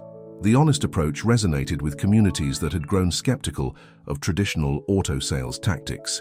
Regular audits by independent organizations confirmed the maintenance of fair practices. These reviews examined everything from pricing patterns to hiring decisions, ensuring the dealership's commitment to equality remained strong. The results were published openly, maintaining transparency with customers and stakeholders. Industry awards recognized the dealership's innovative approaches to customer service. The ceremonies provided platforms for promoting ethical business practices to wider audiences. Each recognition reinforced the connection between principled operations and commercial success. The physical transformation of the facility continued with purpose-driven renovations. The design eliminated subtle barriers and created welcoming spaces for all customers. Environmental sustainability features demonstrated commitment to community well-being beyond just business practices. David's leadership team expanded to include diverse perspectives and experiences. Decision-making processes incorporated input from various departments and community representatives. This inclusive approach helped identify and address potential issues before they became problems. The dealership's success inspired a network of similarly committed businesses. Regular meetings allowed leaders to share best practices and address common challenges. The collaboration accelerated the adoption of ethical standards across the industry. Educational partnerships with local colleges created direct pathways into automotive careers. Students gained practical experience while bringing fresh perspectives to the industry. The program particularly emphasized opportunities for women and minorities in technical and management roles. Customer feedback systems evolved to capture detailed insights about service quality and fair treatment. Regular analysis helped identify areas for improvement and validate successful practices. The data demonstrated sustained progress in building trust with all community segments. Professional development programs prepared employees for advancement opportunities. Staff members received support for continuing education and industry certifications. The investment in people created a pipeline of qualified candidates for leadership positions. The dealership became a case study in successful business transformation. Academic researchers examined how systematic changes had overcome entrenched discriminatory practices. Their findings provided blueprints for other organizations seeking similar changes. Major automotive manufacturers began examining their dealership networks following David's successful reforms. Internal audits revealed similar patterns of discrimination at other locations, prompting industry-wide discussions about systematic change. Franchise agreements were updated to include specific anti-discrimination requirements and accountability measures. David collaborated with industry leaders to develop standardized practices for fair treatment. The resulting guidelines addressed everything from pricing transparency to hiring policies. Dealerships that adopted these standards reported improved customer satisfaction and reduced liability risks. Trade associations invited David to lead workshops on implementing ethical business practices. His presentations focused on practical steps for transforming dealership operations, backed by data showing the financial benefits of fair treatment. Attendance at these sessions grew as success stories spread. The State Automobile Dealers Association created a certification program for ethical business practices, using David's dealership as a model.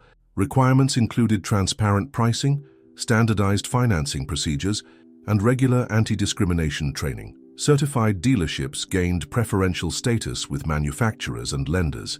Competitor dealerships initially resistant to change found themselves losing market share to businesses that adopted fair practices. Customer reviews and social media discussions increasingly highlighted discrimination concerns, forcing traditional operators to reconsider their methods. Industry publications shifted their coverage of sales practices. Articles that had previously focused solely on profit maximization now emphasized customer satisfaction and ethical treatment. Success stories highlighted dealerships that successfully combined fair practices with profitable operations. Manufacturers revised their dealer evaluation metrics to include customer diversity and satisfaction scores. Performance bonuses previously tied solely to sales volumes now considered factors like pricing consistency and customer retention. This realignment of incentives accelerated industry-wide changes.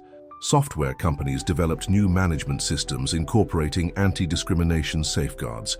These platforms automated compliance monitoring and flagged potential discriminatory patterns for review.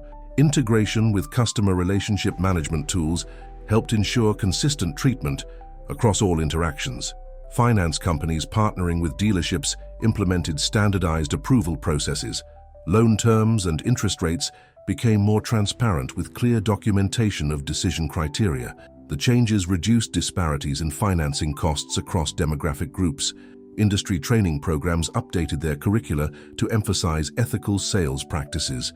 New certification requirements included modules on recognizing and preventing discrimination. Continuing education requirements helped ensure ongoing awareness of fair treatment standards. Consumer advocacy groups worked with dealerships to establish customer rights guidelines. These documents, prominently displayed in showrooms, detailed what customers could expect regarding pricing, financing, and service. Regular audits verified compliance with stated standards. Insurance providers offering dealer coverage began considering anti-discrimination measures in their underwriting criteria. Dealerships demonstrating commitment to fair practices qualified for reduced premiums. This financial incentive encouraged broader adoption of ethical standards. Manufacturer warranty programs standardized their implementation across all customer groups. Service departments adopted transparent documentation requirements for all repairs. These changes eliminated common sources of discriminatory treatment in vehicle maintenance. Industry recruitment practices evolved to emphasize diversity and inclusion. Job fairs and training programs actively sought candidates from underrepresented communities. Mentorship programs helped new employees advance into management positions. Professional associations established ethics committees focused on preventing discrimination. These groups developed guidelines for identifying and addressing unfair practices. Regular reports tracked progress toward industry-wide improvements. Parts suppliers implemented standardized pricing and availability policies across all dealerships. This eliminated common disparities in repair costs and service times. Transparent distribution systems helped ensure equal access to components. Marketing agencies working with dealerships revised their approach to promotional materials. Campaigns emphasized inclusive messaging and authentic representation. Success metrics expanded beyond sales numbers to include community engagement and trust building. Industry conferences devoted increasing attention to ethical business practices. Sessions on implementing anti-discrimination measures drew large audiences. Dealerships shared experiences and strategies for successful transformation. Legal firms specializing in automotive law reported increased emphasis on compliance and fair treatment. Workshops helped dealerships understand their obligations under civil rights laws. Proactive legal reviews helped identify and correct potential issues before they led to complaints. Research organizations documented the industry's transformation through data analysis and case studies. Their findings demonstrated how ethical practices contributed to sustainable business success. This evidence helped convince skeptical operators to embrace change. The dealership's annual community celebration brought David's family together for the first time since the transformation began. His father, James Harris, now retired from his accounting practice, walked through the showroom with quiet pride, noting the transparent pricing displays and diverse staff that would have seemed impossible during his own car-buying experiences. David's sister Rachel, the civil rights attorney, engaged with the legal team that had helped document and address discrimination. Her years of experience fighting similar battles in other industries had helped shape the dealership's reforms. She shared stories of their father's persistence in building his business despite facing constant prejudice. The event highlighted the dealership's scholarship program, named in honor of David's mother, Sarah, who had passed away 2 years earlier. Her principles of treating everyone with dignity and respect formed the foundation of the dealership's new culture. Recipients of the Sarah Harris Memorial Scholarship shared how the program had opened doors previously closed to them. James Harris addressed the gathered employees and community members, speaking about his experiences as a black business owner in less enlightened times. He described teaching his children to document everything, maintain professional standards, and persist despite discrimination. These lessons had directly influenced David's methodical approach to transforming the dealership. Old family photographs displayed during the event showed the Harris family's business journey. Images of his mother's tailoring shop demonstrated her commitment to serving all customers with equal respect. David had incorporated her customer service philosophy into the dealership's training programs. Rachel's teenage daughter, attending a technical high school, expressed interest in the dealership's internship program. Her enthusiasm represented a new generation entering the industry without the burden of traditional prejudices. David saw his mother's determination reflected in his niece's ambition. The celebration included recognition of long-term employees who had embraced the dealership's transformation.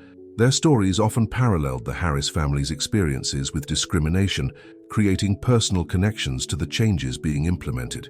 James Harris spent time with Karen Chen, comparing her detailed documentation of discriminatory practices to his own careful records from decades of business operations.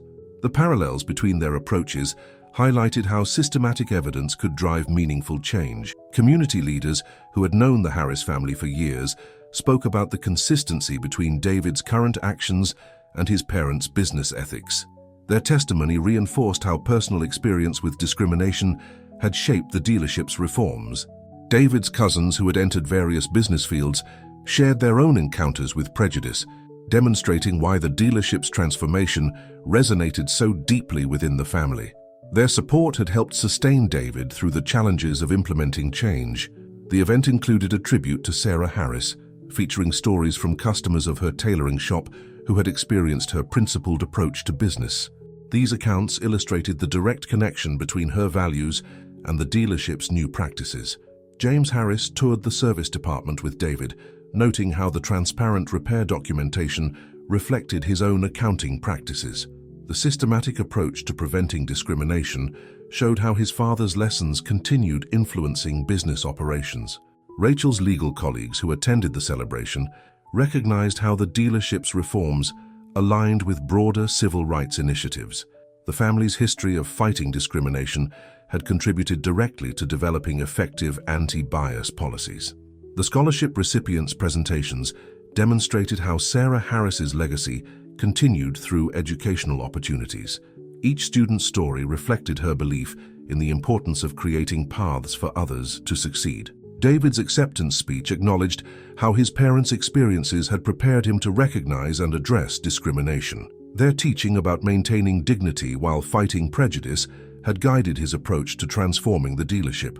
The event concluded with James Harris meeting customers who shared stories about their previous experiences with automotive discrimination. His understanding nod showed how little had changed before his son's interventions and how meaningful the transformation had become. Family photographs taken during the celebration captured 3 generations of the Harris family standing proudly in the showroom. The images represented both their personal journey and the broader transformation of business practices they had helped inspire. As the event ended, David found a quiet moment with his father, who simply said, "Your mother would be proud." The statement acknowledged how their family's values had shaped the dealership's new legacy of fair treatment and equal opportunity. Throughout the celebration, the connection between personal experience and professional change remained clear. The Harris family's history of facing and fighting discrimination had provided both motivation and methods for transforming industry practices. The event demonstrated how family values could influence business operations, showing that ethical practices grew from personal commitment rather than just regulatory compliance. The Harris family's experience with discrimination had created a foundation for meaningful change. The dealership's annual Community Heroes celebration filled the transformed showroom with a diverse crowd of customers, employees, and local leaders. 1 year after Benson's departure, the facility had become a symbol of positive change in the automotive industry. The event recognized individuals who had contributed to making the community more inclusive and equitable. Karen Chen, now the senior sales director, supervised the event setup with characteristic attention to detail. The space that had once been Benson's office now served as a community meeting room, its walls displaying photographs documenting the dealership's transformation alongside recognition of employee achievements and customer success stories. Local business leaders who had initially questioned David's methods now attended to learn from his example. The dealership's financial results had proven that ethical practices could drive sustainable profit. Monthly reports showed consistent growth in sales and customer satisfaction across all demographic groups. Carla's leadership team had expanded to include graduates from the scholarship program, creating a pipeline of diverse talent rising through the organization. The systematic changes implemented during the transformation had become standard operating procedures, with new employees expressing surprise when hearing about previous discriminatory practices. A young boy approached David during the celebration, introducing himself as Marcus Johnson's son. "My dad says you changed everything," the boy said, looking around the showroom. "He says you made it fair for everyone." The child's simple understanding of complex changes reflected their fundamental impact. The event highlighted success stories from the past year. A local teacher described how the dealership's transparent pricing had helped her purchase her first new car. A refugee family spoke about receiving respectful service in their native language. Each story demonstrated how systematic changes had created practical benefits. Industry representatives attended to study the dealership's methods. What had begun as one facility's transformation had sparked broader reform efforts. Manufacturers cited the dealership's practices as examples in their corporate training programs, while industry publications featured regular updates on its continuing success. David's presentation focused on sustainable change rather than past conflicts. He shared data showing how ethical practices had improved both business performance and community relations. The numbers told a clear story. Treating everyone fairly had strengthened the dealership's market position while building lasting customer loyalty. Former customers who had experienced discrimination under Benson returned to share their stories of recent positive experiences. Their testimonials demonstrated how consistent ethical practices had rebuilt trust with previously alienated communities. Many had become regular customers and active referral sources.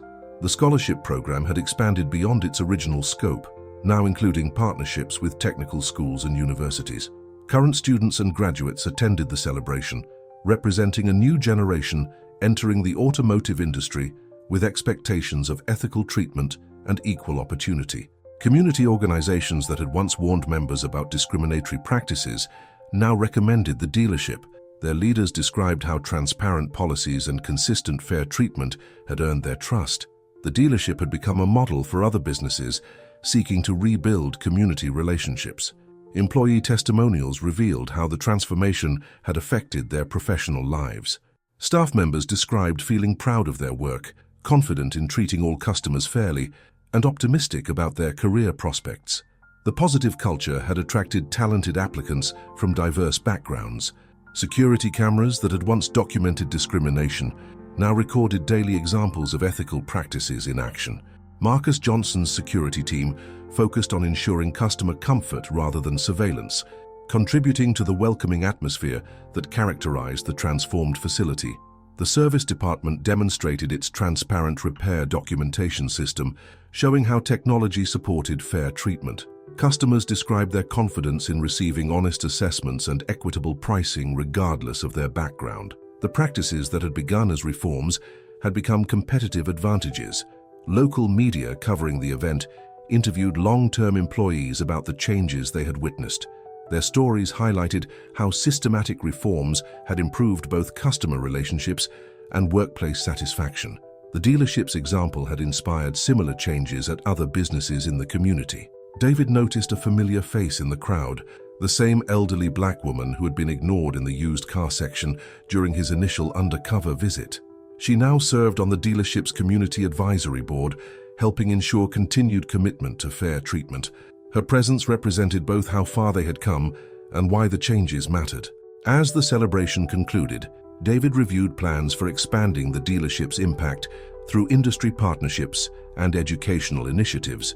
The transformation that had begun with exposing one manager's discrimination had evolved into a movement for lasting change in automotive sales practices. The young boy who had spoken with David earlier returned with a drawing of the dealership, complete with smiling customers of all backgrounds. The simple artwork captured what complex policies and procedures had achieved, a place where everyone received equal respect and fair treatment. Looking out over the crowded showroom, David saw his father's lessons about persistence, his mother's emphasis on respect, and his own commitment to systematic change reflected in the dealership's success. The facility had become more than a business.